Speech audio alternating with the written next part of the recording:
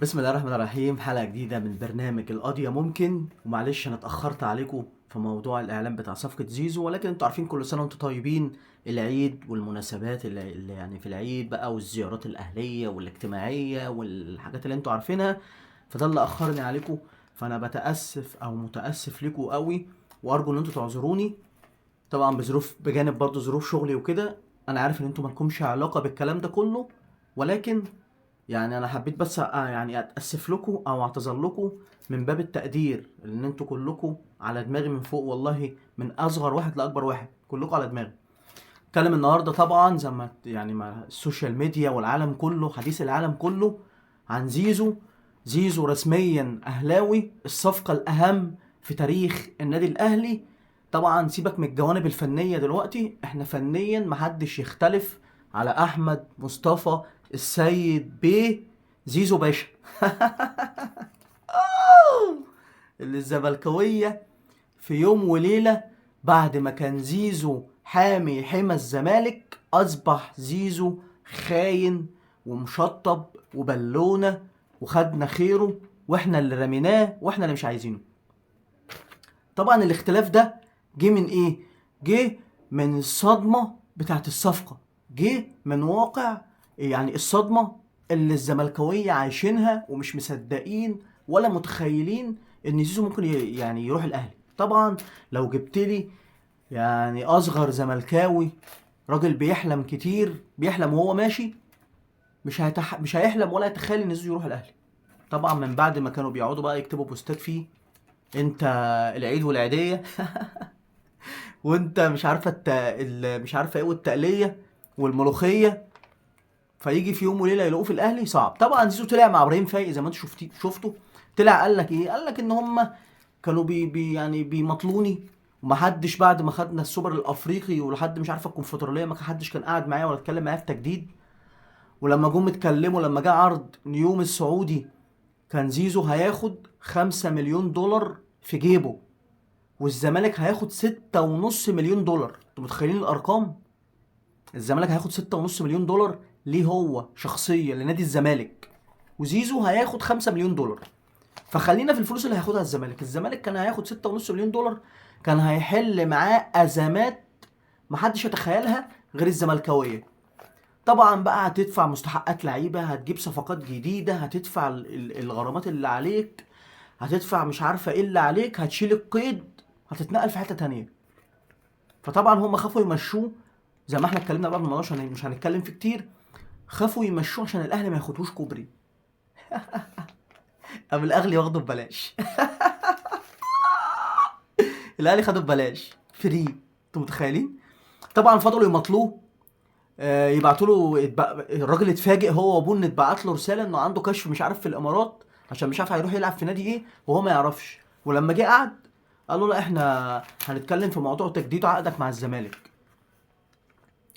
مش فاهم ازاي هم ماشيينها ازاي. المهم الراجل قاعد يقول لك ده بيخلوا عندهم لجان على السوشيال ميديا، عشان كنت بقول لكم صفحات الزمالك بتهاجم وترفع وتنزل بمزاجها. الراجل قال لك ان في لجان شغاله على السوشيال ميديا بتقال لهم تهاجموا مين وما تهاجموش مين، وده اللي اتكلم عليه امام عاشور، وده اللي اتكلم عليه كهربا، وادي اتكلم عليه زيزو.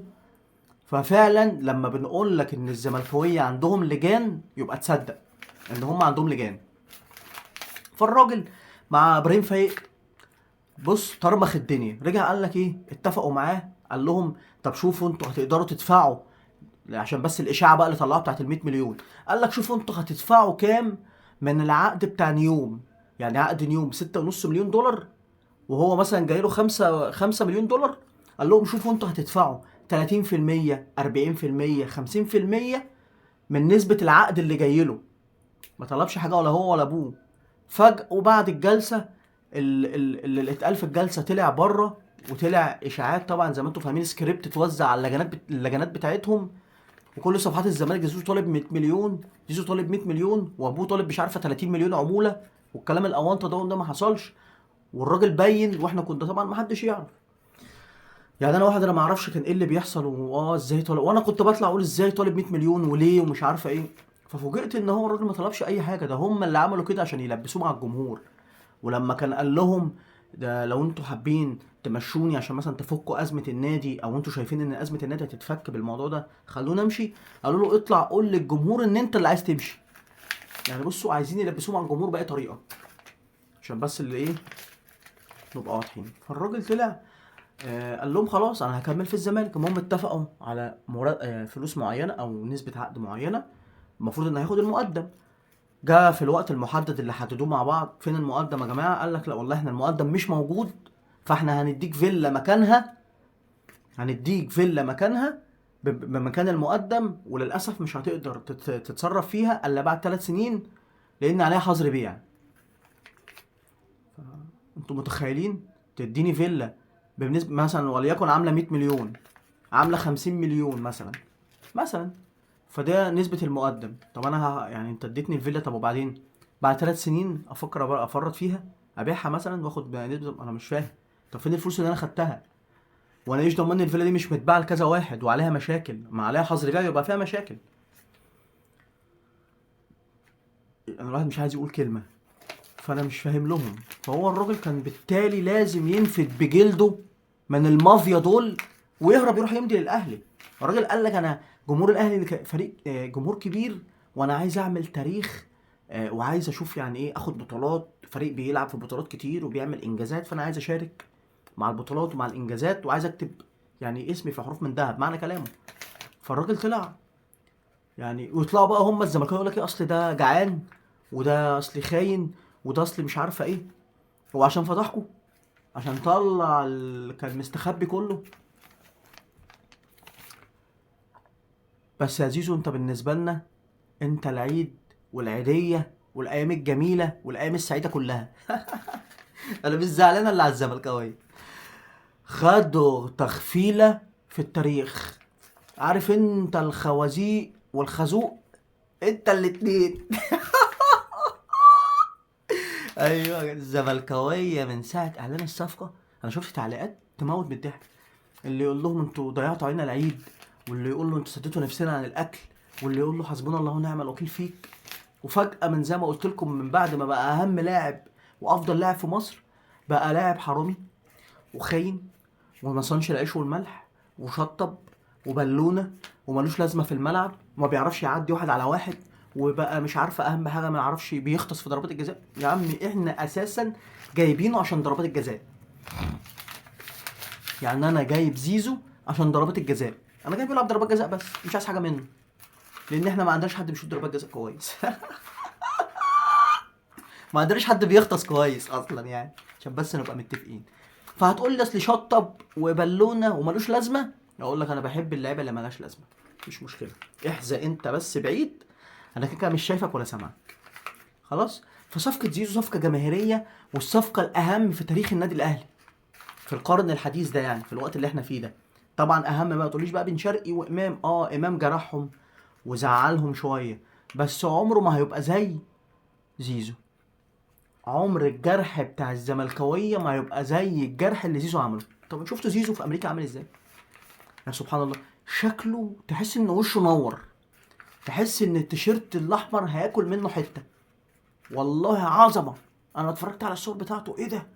ايه يا عم ده؟ هاتوا كده صوروا بتيشيرت الزمالك وهاتوا صوروا بتيشيرت الاهلي واحكموا انتوا. لعيب تقيل هيفيد الاهلي فنيا في نص الملعب وفي خط هجوم النادي الاهلي، سريع مهاري شويت، انتوا فاهميني؟ بيلعب في اكتر من مركز، الاوفرات والكروسات بتاعته حدث ولا حرج، ولا تقول لي بقى الشيبي ولا ما شيباش. فلا احنا هنستفيد منه، هيفيد النادي الاهلي جامد، مفيش كلام، هيفيد الاهلي جامد. وبعدين احنا حرمنا منه منافس بقى، انتوا مش كنتوا بتقولوا عبد الله السعيد احتراف وما اعرفش وحبشتكنات؟ خلاص احنا جبنا زيزو برضه احتراف. الراجل ما رضاش يمضي عندك ودخل في الفتره القانونيه، انا مضيته واعلنت الصفقه والدنيا خربت و100 عقبه ولعت، والشياط والصياح والحزق والدبدبه في 100 عقبه. فما تعملوش صداع وما تعملوش دوشه، احنا داخلين على كاس عالم وعايزين ننافس وعايزين نلعب. الراجل بنفسه عملوا معاه لقاء وهو نزل بعد ما نزل من الطياره وراح للفندق، قال لك انا اول مره في حياتي هلعب كاس عالم للانديه، فانا متحمس للخطوه دي. طبعا ده لو كان قاعد طول عمره يحزق زي الحزق بتاعكم ما كانش هيلعب في دوري الابطال اصلا. انت كده كده مش عارف تلعب دوري الابطال بقالك كام سنه، ولما بتخش من 3 سنين دخلت طلعت حصاله، فكده كده انت مش هتخش ومش هتعرف تخش الفتره الجايه. فزيزو لا احنا هنستفيد منه مع تريزيجيه ومع بن شرقي ومع امام ومع وسام، لا هنستفيد. هيقدم يعني الاهلي خلاص كده باذن الله. الاهلي اسكواده بقى في حته تانية. طبعا مفيش حته بقى ايه اصل احنا اتعادلنا النهارده مع فاركو عشان كنا وحشين، اصل احنا اتعادلنا، انت معاك سكواد تاكل بيه اي حد، فمش عايزين من اولها عشان بس ايه يعني ما نزعلش من بعضينا. انت معاك سكواد مش موجود في اي حته. طبعا ناهيك بقى عن العروض اللي جات لزيزو من الاتفاق السعودي ومن التعاون السعودي وبمبالغ خرافيه.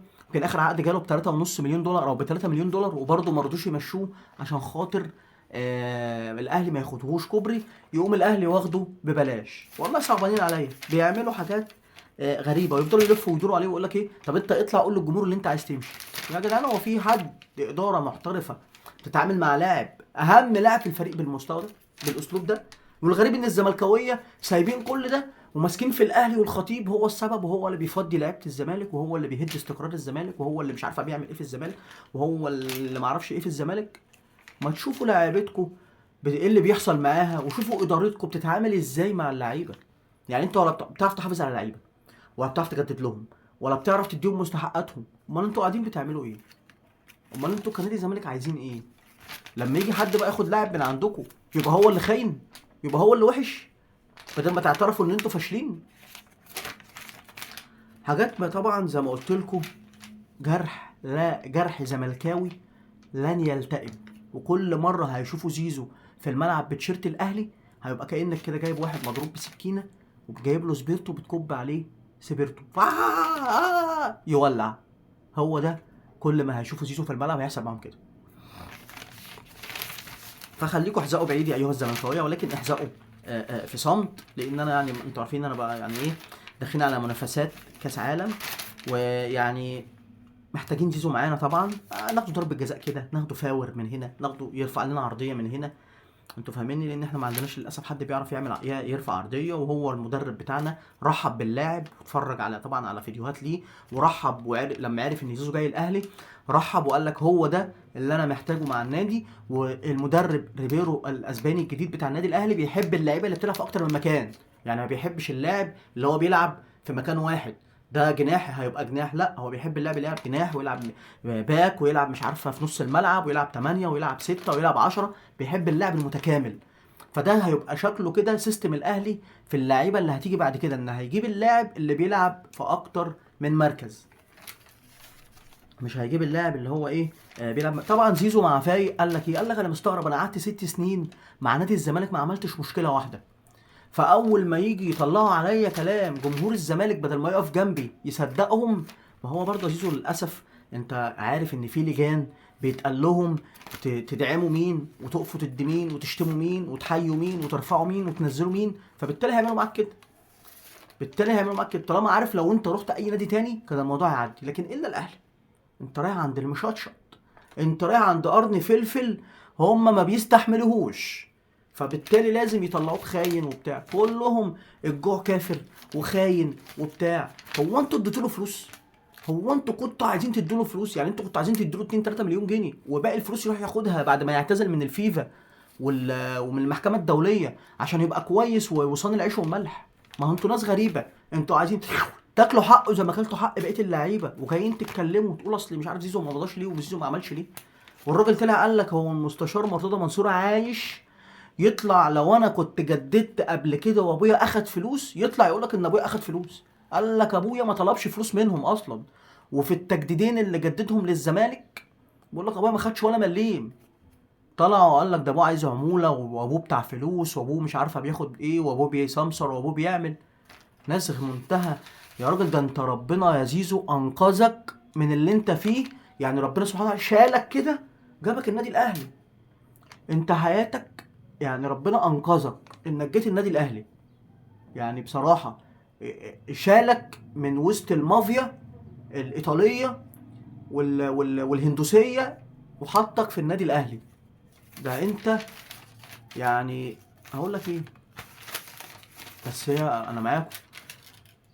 قفا وتخفيله.